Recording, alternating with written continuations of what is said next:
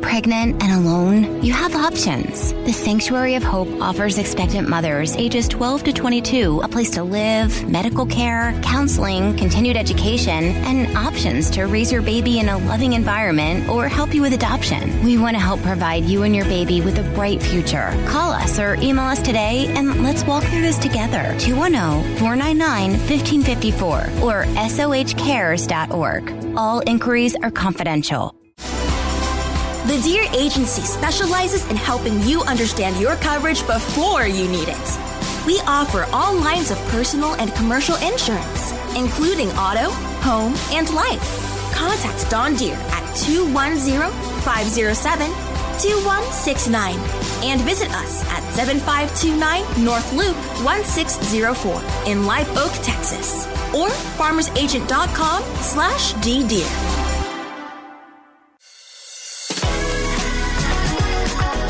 You are listening to I Am Refocused Radio with your host, Shamaya Reed.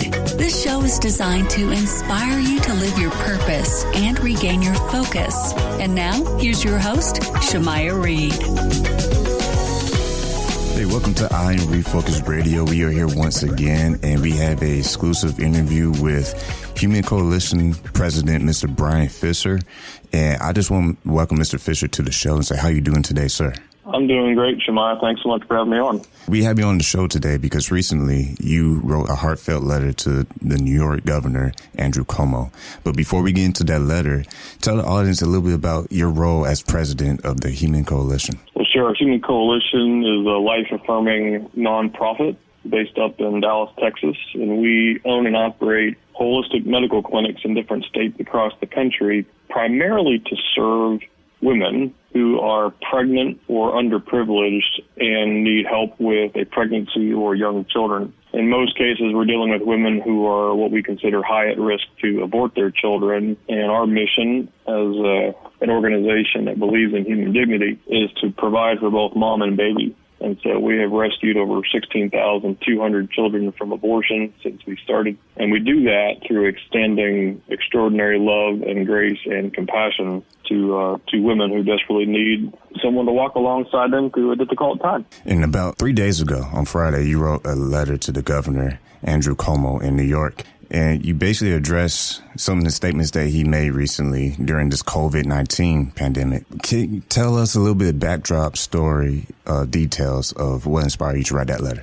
In our culture, we are selective about who we value, and we see this played out, in everything from discrimination against women to racism to, whatnot. We forget that we are all created in the image of God and we are all valuable. And so I'm always amazed as somebody who works full time to bring human dignity to women and children to the extent that our political leaders and our cultural leaders will go when they want to express the value of human life to one group, but not another. And so as somebody who's been doing life and work in the human dignity field for a long time, I was just struck by Governor Cuomo's passion and his dedication to protecting vulnerable citizens in New York City and in the state, which he should do.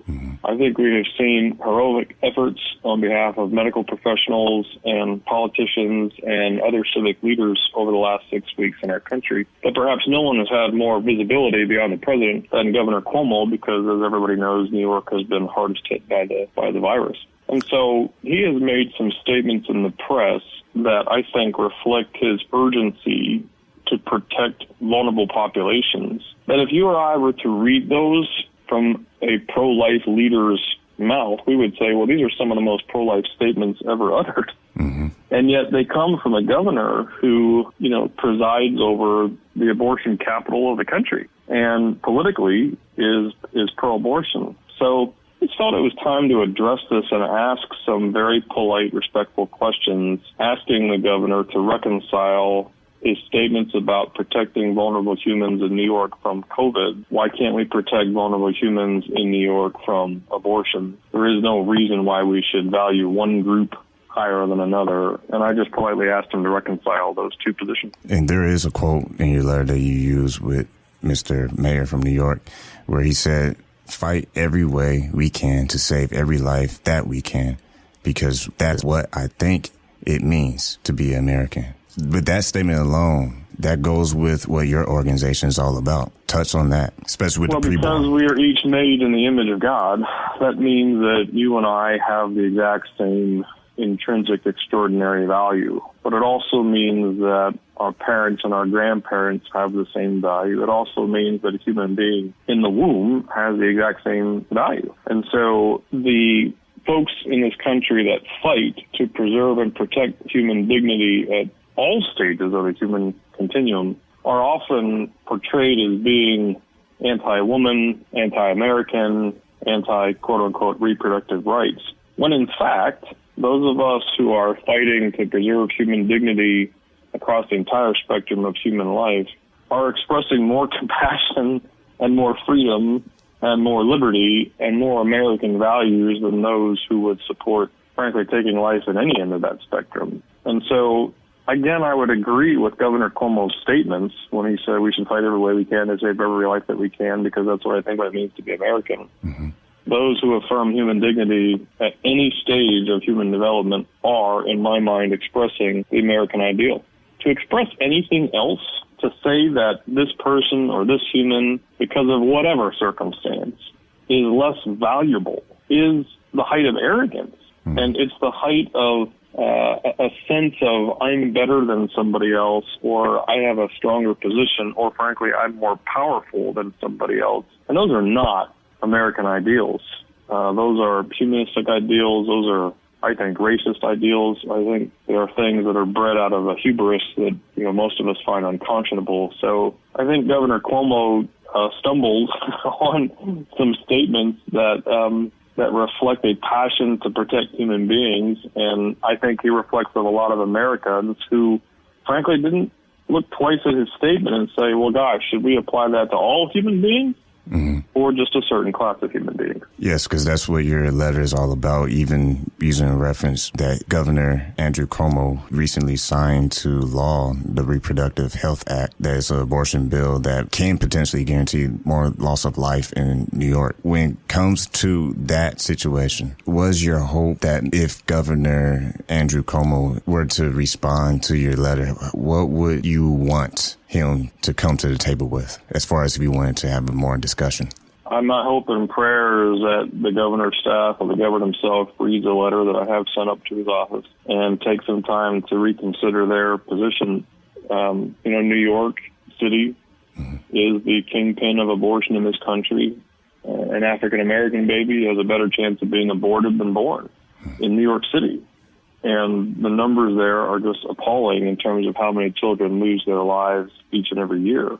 And last year, when Governor Cuomo signed a bill that basically made abortion completely legal up to any stage and with no restriction, they lit up their town in Planned Parenthood's pink colors. They celebrated, they applauded passing a law which meant the death of hundreds of thousands of preborn babies. And my hope would be that he would step back and think through whether or not there actually is a valid, moral, scientific, medical reason to say, well, this class of human beings is worth less than this class of human beings, and simply come into conformity with his own statements. He made some interesting statements. He said that we should reject the idea that human life is dispensable.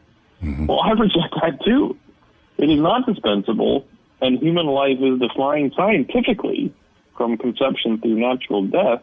And my hope would be that he would come to the rational, logical, correct conclusion and say, if I'm going to make these sort of statements, if I'm going to rush to protect the citizens of New York City, and he should, then he needs to protect all human beings in New York and New York City, and that includes those still in the womb. And with humancoalition.org, you even have stories from mothers. And these are real stories from real moms that your organization played a role in saving their child. Yeah, and we're grateful for that. Last year, we did rescue 4,124 children. We've been around for over a decade now, and the total number is over 16,000. We hope to rescue 5,000 just this year. And you rescue a child by loving and caring for a mom.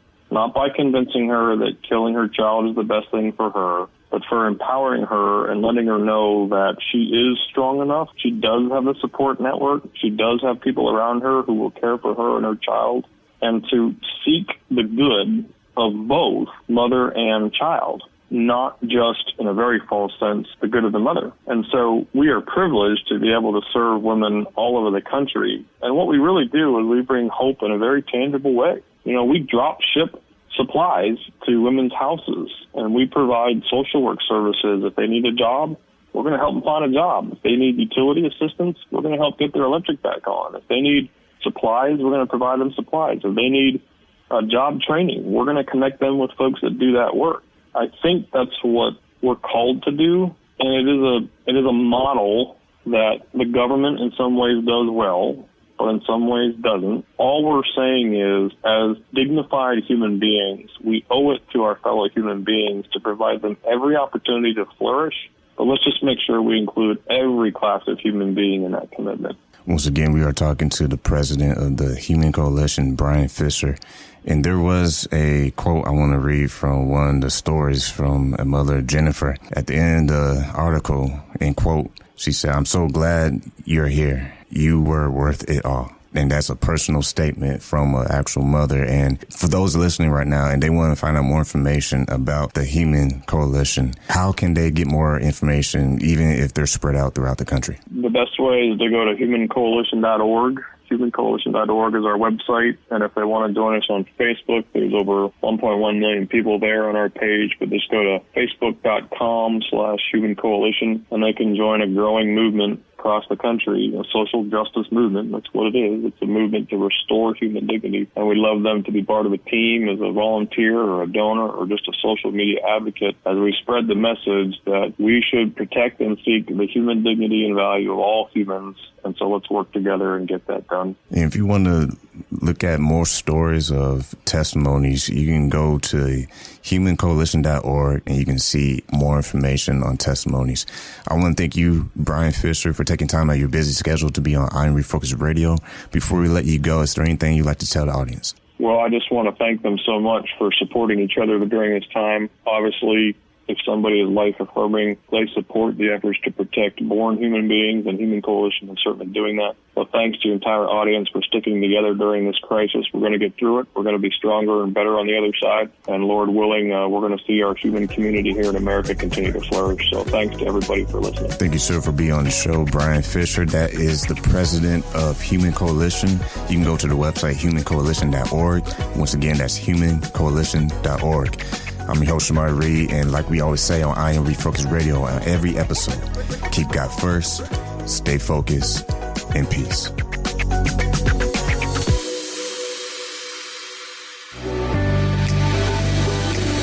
Hi, San Antonio. Need a barber? Visit our good friend Rico Rodriguez, the owner of Rockefeller's Barbershop in San Antonio, Texas, 1733 Babcock Road, and book your appointment today by calling 210-782-5188.